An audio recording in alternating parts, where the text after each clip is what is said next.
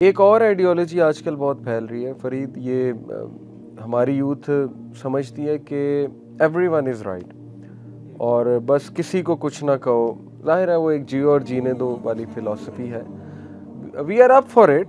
Obviously बहुत tolerance है अल्हम्दुलिल्लाह इस्लाम में, और if you look back at all the civilisations तो यू विल फाइंड कि Muslims were the one of the most tolerant civilisation ever. Pakistan में क्या होता है एक अलग मौजू है, माइनॉरिटीज़ के साथ बिल्कुल गलती होती है, बहुत गलत हरकतें होती हैं, नो डाउट अबाउट दैट।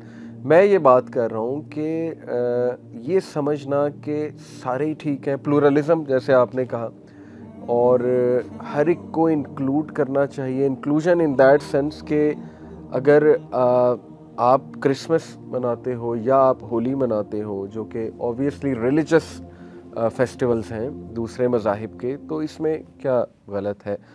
तो ये भी आइडियोलॉजी काफ़ी पाई जाती है हमारे टीनेजर्स में कि एवरीवन इज़ राइट, किसी को कुछ ना कहो, तुम्हें क्या पता तुम ठीक हो कि नहीं हो, वगैरह वगैरह। जी सर, ये आइडियोलॉजी काफ़ी है सिंस के आप ये देखें ना कि अगर आप इसी तरह फेमिनिज़म के हिसाब से अगर हम देख लें पैरेलली कि अगर आप गलत कह देते हो किसी को तो साइडों वाले भी आपके अगेंस्ट भी हो जाते हैं, तो आप हिट नहीं कर सकते बेसिकली किसी को किसी पॉइंट पे। तो आपको बस सिंपल रह के आपको नॉर्मल बातें करनी होती हैं। तो अगर आप उनकी किसी बात पे हिट करो ज़्यादा तो इसी तरह लड़ाइयाँ ज़्यादा बढ़ती हैं और फिर इसी तरह झगड़े वगैरह होते हैं ना। वो तो मसला चलिए ना कि बंदा वो कुछ बिटर बात कर दे, वो तरीका है बात करने का। अगर एकेडमिक डिस्कोर्स चले तो कोई ना कोई तो गलत होगा ना। ऐसा कैसे हो सकता है कि एवरीवन इज राइट? वो मानना नहीं चाहते। बेसिकली मानने की बात है ना कि आप वो बंदा मानने के लिए जब तैयार ही नहीं है, ये थोड़ा सा ईगो का मसला है आजकल जो चल रहा है कि मानने के लिए आप तैयार ही नहीं होते कि आप ठीक कौन है कौन गलत है। आप सब यही समझते हैं कि मैं ठीक हूँ, लेकिन ये फिर से मैं ये कहूँगा कि ये हर जगह पे नहीं अप्लाई होता, क्योंकि अच्छे लोग भी हैं जो मान लेते हैं। हर साइड पे अच्छे और बुरे लोग होते हैं। काफ़ी लोग बस एक शीप मूवमेंट की तरह ना बस चल रहे हैं साथ, क्योंकि जब प्रमोट ही यही चीज़ हो रही है और इसके काउंटर में कोई चीज़ ऊपर लाई नहीं जा रही, तो फिर ज़ाहिरी बात है मेजॉरिटी उस चीज़ को फॉलो करेगी जो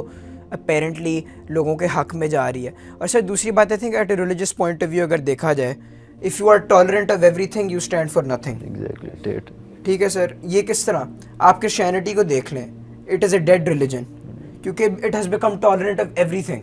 सब कुछ सही है, सब कुछ सही नहीं हो सकता सर, वही बात है ना, ऑब्वियस सी बात है। हाँ, इंसान के लिए लिमिटेशंस होना ज़रूरी होता है। बिल्कुल। अगर हम हर चीज़ टॉलरेट करना शुरू कर दें तो हम जानवरों के करीब ही पहुंच जाएंगे एक तरह से। बिल्कुल ऐसे ही, क्योंकि आप किसी बिहेवियर को आप लॉजिकली उसको डिनाई नहीं कर सकते because everything is tolerable, everything is correct.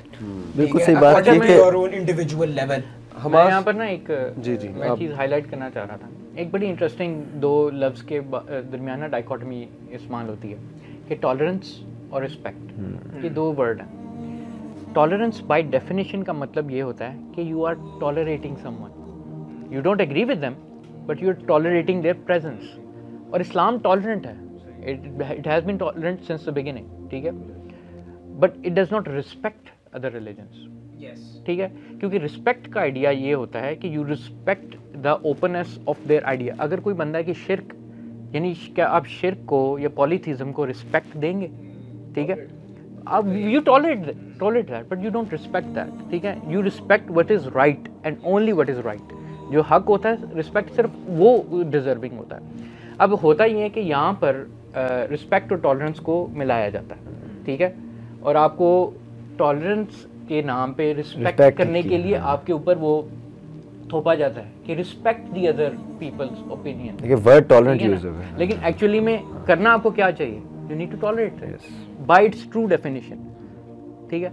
लेकिन आपको क्या किया जाता है जब आप कोई भी चीज़ को डिसएग्री करते हैं या वो करने की कोशिश करते हैं या क्रिटिसाइज करते हैं, आप कहते हैं कि आप उन्हें एक्चुअली में क्या कहना चाह रहे होते हैं? आप उन्हें रिस्पेक्ट नहीं कर रहे, रिस्पेक्ट नहीं दे रहे। भाई रिस्पेक्ट देने की ज़रूरत भी नहीं है, टॉलरेट करने की ज़रूरत है। एंड दिस इज़ अ की डिफरेंस, जिसकी वजह से कई दफ़ा ना लोग डाइकोटमी का शिकार होते हैं कि हमने क्या करना है और क्या नहीं करना, किसको रिस्पेक्ट देनी है और किसको टॉलरेट करना है।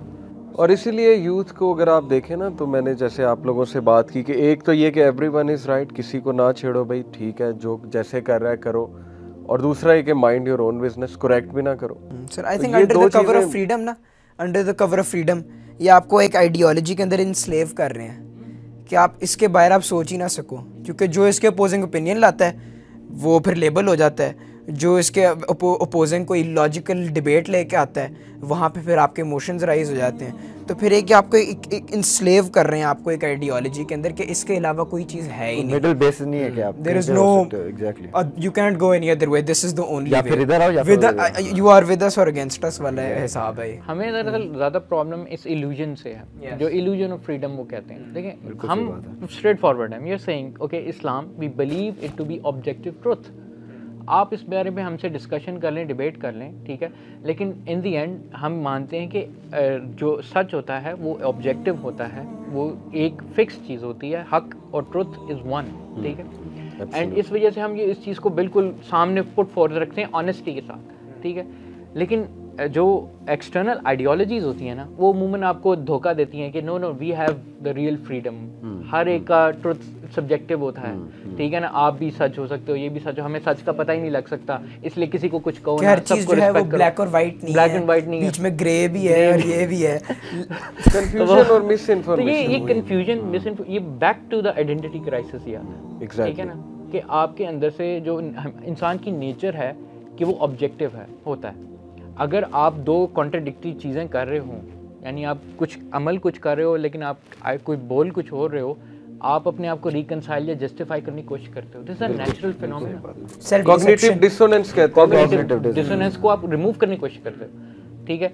लेकिन इन प्रैक्टिस ये क्या कर रहे हैं, ये आपको इल्यूजन दे रहे हैं कि एवरीथिंग इज मतलब यानी ओके, ये भी ट्रुथ है, प्लूरलिज्म जिस तरह आपने कहा, ठीक है ना, लेकिन एक्चुअली में ये भी आपको एक डायकोटमी में डाल रहे हैं और आइडेंटिटी क्राइसिस में डाल रहे हैं। इसकी मैं एक मिसाल भी देता हूँ, फिर आप ऐड करिएगा।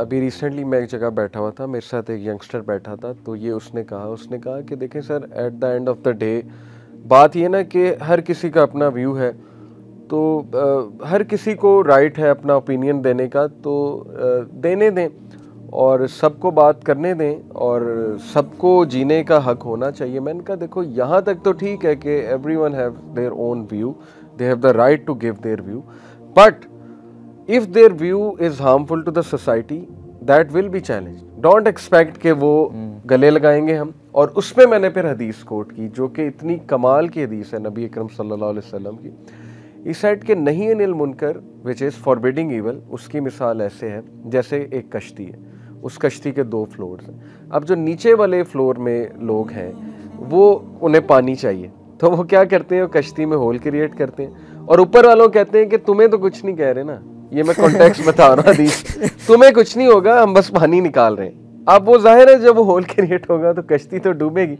तो ऊपर वाले चुप बैठे, ऊपर वाले गले लगाए, हाँ हाँ प्लीज क्रिएट द होल, हमें तो कुछ नहीं हो रहा, हम तो ऊपर आराम से हैं। और भाई कश्ती डूबेगी तो सारे मरेंगे। इवेंचुअली डैमेज जबरदस्त मिसाल दी हमारे नबी अकरम सल्लल्लाहु अलैहि वसल्लम ने, और ये हो रहा है। वेस्ट अपनी एक्सपेरिमेंटेशन में कभी इज़म ये वाला ले आओ, फिर ये ले आओ, फिर 5th वेव ले आओ, फिर ये ट्राई कर लो, फिर वो ट्राई कर लो। अब वो जेंडर प्रोनाउंस, वो एक्सपेरिमेंट्स चल रहे हैं। अच्छा ये सब्जुगेटेड तबका, इसका लिहाजा ये सोल्यूशन है, लेट्स एक्सपेरिमेंट दिस। वो एक्सपेरिमेंट करेंगे, अच्छा खासा जिंदगियां बर्बाद होंगी, उसके बाद कहेंगे oh sorry we got it wrong, उसके बाद एक और चीज़ आएगी।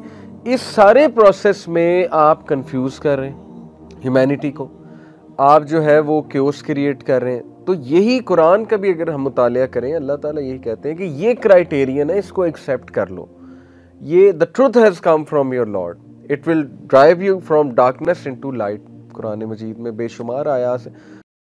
दीन की बात फैलाना सदक़े जारिया है। सवाब की नीयत से वीडियो को शेयर जरूर कीजिए। जज़ाकल्लाह।